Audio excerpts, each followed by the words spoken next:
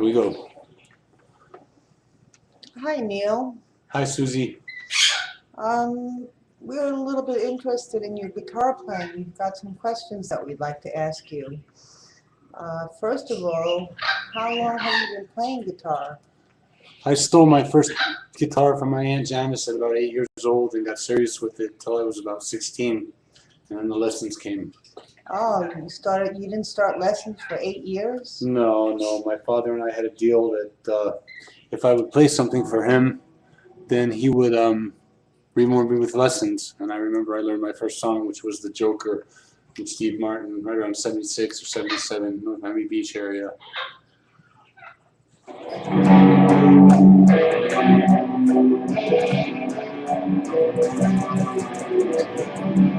This one, anyway,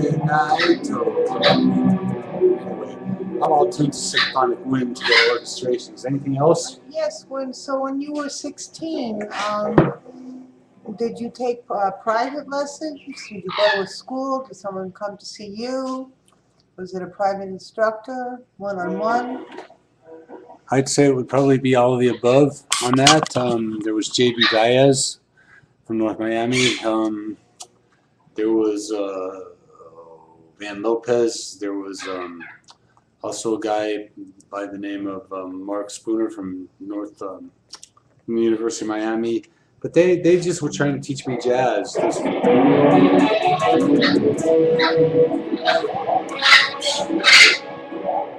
Excuse me for a minute.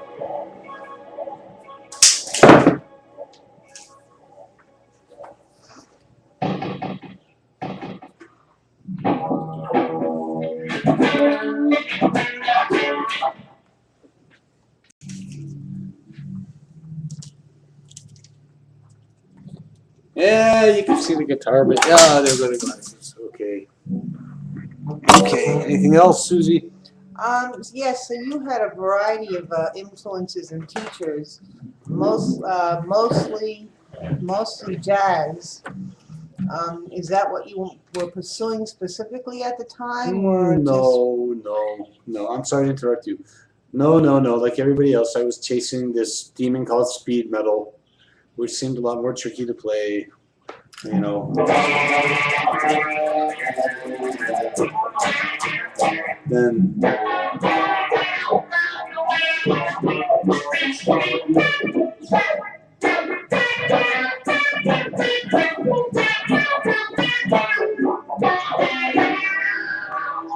isn't that like life, though? I understand. Another thing I would very much like to know, and I'm sure our listeners would too, is between the ages of 8 and 16, did you play solo, or did you jam out with friends?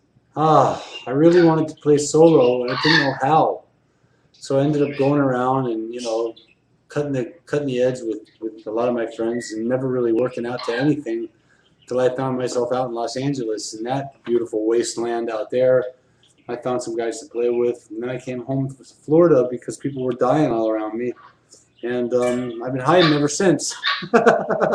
So in California, did you have what kind of formal training did you have in California? Open counseling, 24 hours a day, playing 24 hours a day.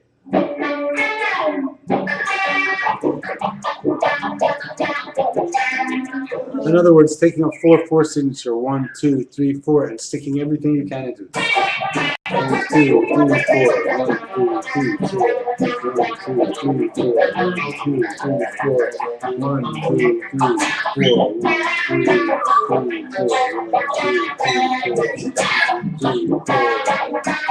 and so on, even into the sevens. 1, 2, 3, 4, 5, 6, 7. 1, 2, 3, 4, 5, 6, 7. 1, 2, 3, 4, 5, 6, 7. 1, 2, 3, 4.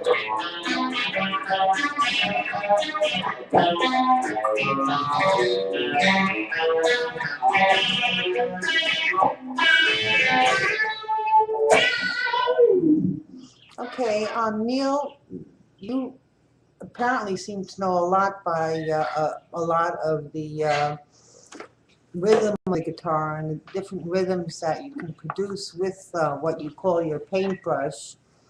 Hence your name Van Gogh. But while you were in California, um, rumor has it that you went to a formal school, GIT. Susie, that particular school I made nothing but a mess out of. I was drinking and doing all the wrong things and meeting all the wrong people, and it brought a darkness in my life. What I did get fortunate enough to do was sit in the same room with a lot of these fellows who were my teachers and see them play and know what those little funny stickers on their guitars meant to them and all that kind of thing.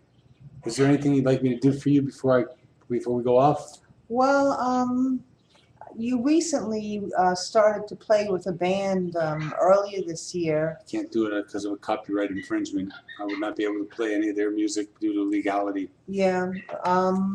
What was the problem with them? Didn't they want to jam out with you, or were they Well, first of just all, wanted their own songs, or? first of all, they were all wonderful guys. Second of all, the drummer is a fully established drummer. With all my respect, the bass player wanted to go forward with it and do the improv thing, and the drummer had about 9 songs he wanted to sit on for a number of, a dispensation of time that I wasn't ready to go with. I wanted to go out and play and be heard, and I was seconded by the bass player who knew I had the licks to do it, and I didn't have time really. Carpe diem now.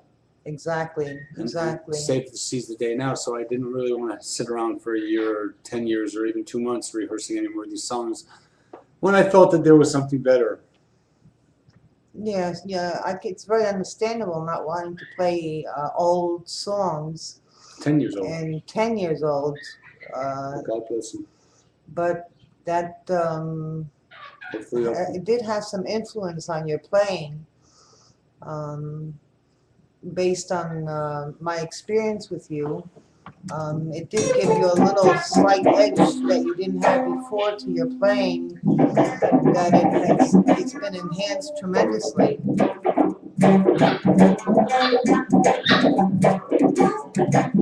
So right now I know you're just creating spontaneously.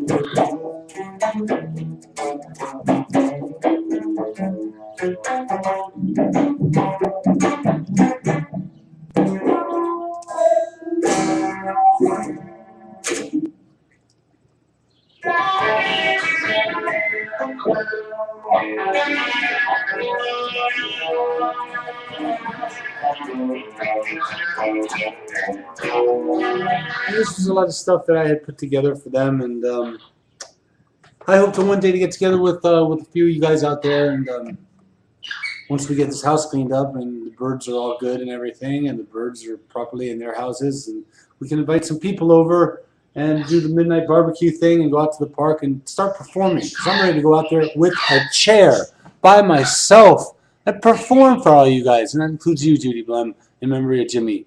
I hope you all enjoyed it. Susie, get this thing out of my face. Thank you, Neil. Thank you very much. My pleasure.